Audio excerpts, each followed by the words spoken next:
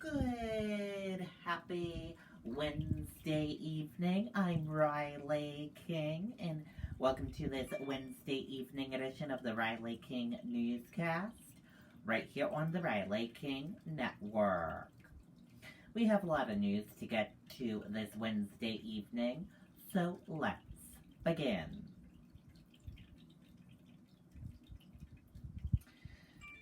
First up, Biden to address taxes, racial injustice, police reform, and address to Congress tonight.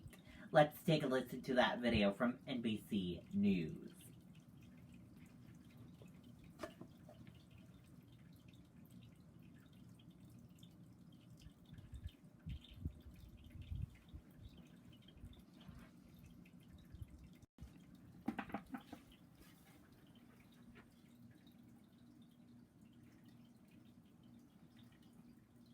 Just hours from now, in his first joint address to Congress, President Biden will aim to show he's making progress on his administration's most pressing challenge, the ongoing fight against COVID-19.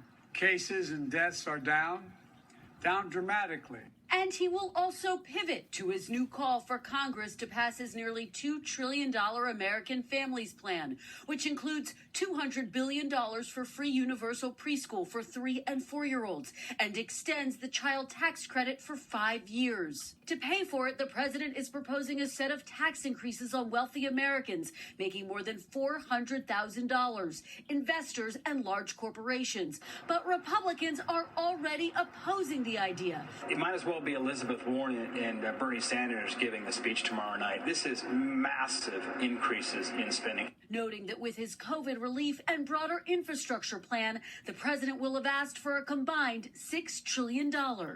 White House officials say the president's other major focus tonight, racial justice and police reform, coming on the heels of Derek Chauvin's conviction, which the president controversially weighed in on before the verdict, saying he was hoping for the right outcome. Tonight, the president will make an urgent push for Congress to pass the George Floyd bill, which would ban chokeholds, make it easier to prosecute law enforcement, and end immunity protections for police. Delivering the Republican response, South Carolina Senator Tim Scott, the Senate's only black Republican who is spearheading the GOP effort to pass police reform. And we have one more first to tell you about. Since most cabinet members are watching from home, the White House says there will not be one identified designated survivor as in past years. It's worth noting that after 50 years of public service, Mr. Biden has attended more of these speeches than perhaps any other politician. And now it's his turn. Savannah. Yeah. All right, Kristen, that's interesting. Thank you so much. We're going to bring you live coverage of that speech tonight to Congress. It starts 9 Eastern, 6 Pacific time. Hey, Okay, and there you go on that video and that report. Don't forget for that live coverage tonight at 9 p.m.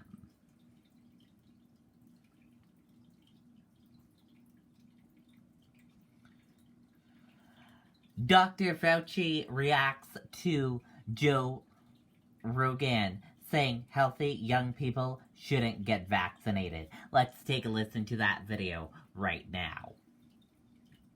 Real quickly, I want to ask you, popular podcast host Joe Rogan, you may have heard about this, made comments about young people getting vaccinated. It's getting a lot of buzz. He said, if you're like 21 years old and you say to me, should I get vaccinated? I say no. If you're a healthy person and you're exercising all the time and you're young and you're eating well, I don't think you need to worry about this. Saying young, healthy people shouldn't get vaccinated. Just quickly, your response? Well, that's incorrect, Savannah. And the reason why is that you're talking about yourself in a vacuum then. You're worried about yourself getting infected and likelihood that you're not going to get any symptoms. But you can get infected and will get infected if you put yourself at risk. And even if you don't have any symptoms, you're propagating the outbreak because it is likely that you, even if you have no symptoms, that you may inadvertently and innocently then infect someone else who might infect someone who really could have a problem with a severe outcome. Yeah. So if you want to only worry about yourself and not society, then that's okay. But if you're saying to yourself, even if I get infected, I could do damage to somebody else, even if I have no symptoms at all. And that's the reason why you've got to be careful and get vaccinated. Yeah, so you say young, healthy people should get vaccinated. Absolutely. All right. Absolutely. Dr. Fauci, as always, appreciate you getting up early with us. Thank you. Good to be with you, Savannah. Thank you for having me. Take care. Okay, and there you go on that video and that report.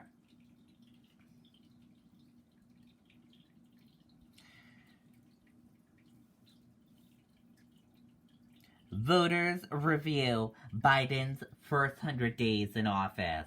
Let's take a listen to that video from NBC News. Lifelong Republican Sandy Orth in Iowa voted for her party's candidate in 2016. But last year, there would have been no way that I could have voted for Donald Trump again. So this November, she made a different decision. I really feel that Joe Biden had the temperament to help heal our country. How do you feel about it? I think he is trying very, very hard to unite the country. Is there anything of the last 100 days of President Biden's that you have some discomfort with, that you are not on board with? Well, the situation at the border, he just hasn't come up with the right solution to the problem yet. Orth's view of the president, high marks on unity, hesitation on immigration, reflects how many Americans feel 100 days in. Our new NBC News polling shows 7 in 10 voters approve of how President Biden is handling the pandemic, and more than half say he's doing well on the economy and uniting the country. But only about 3 in 10 voters approve of his work on immigration, with a record number of unaccompanied migrant children crossing the border, an issue especially relevant in Arizona, a state that flipped blue in 2020, partly because of voters in Maricopa County. I think I was probably build the wall guy. But that's obviously not been the answer, has it? Larry Vroom lives there and had never voted for a Democrat for president until November. I think Biden is right in there trying to face this problem and work with it. For Joy Kinzer in Oklahoma City, the president's pledge on refugees was partly why she voted for him after reluctantly backing Donald Trump 4 years earlier. Did the Trump presidency galvanize you to be more politically aware and politically involved? Yeah, I think that's fair to say. Just last week, President Biden first backtracked on a promise to raise the refugee limit, then, after backlash, reconsidered. I do think that we saw that we needed to keep the pressure up to ask him to keep his word and to keep his campaign promises when it comes to refugee resettlement. What kind of scorecard would you give him for these first 100 days so far?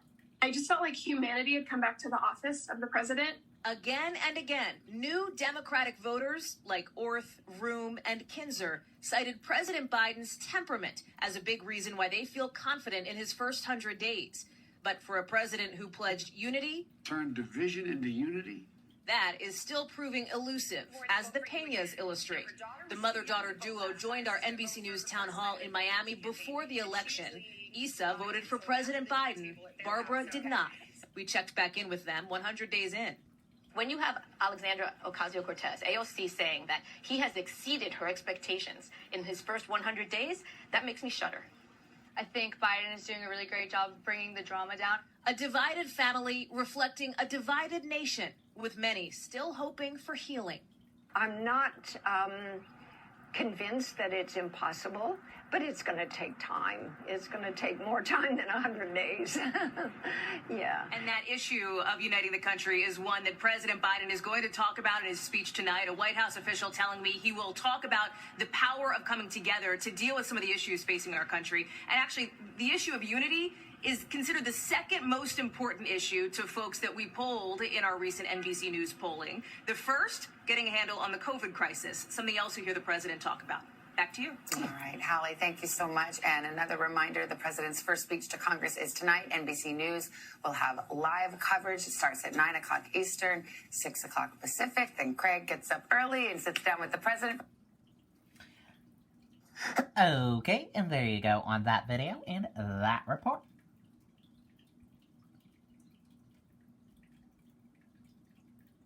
And switching gears now, let's go into weather. And here's a look at the weather across the United States for this Wednesday evening. In Boston, 47 degrees. New York, 63 degrees. Washington, D.C., 67 degrees. Atlanta, 63 degrees. Jacksonville, Florida, 66 degrees. Tampa Bay, Florida, 69 degrees.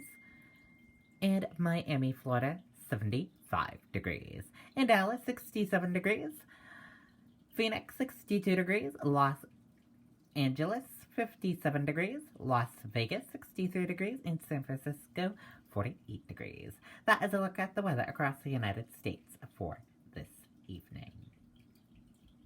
And that does it for this evening edition of the Riley King Newscast right here on the Riley King Network. And a reminder, 9 p.m., President Joe Biden speaks to Congress and the nation. That is at 9 p.m. Don't forget to watch that. And thank you for joining us. Have a wonderful evening and see you tomorrow with more news coverage. Good night and goodbye.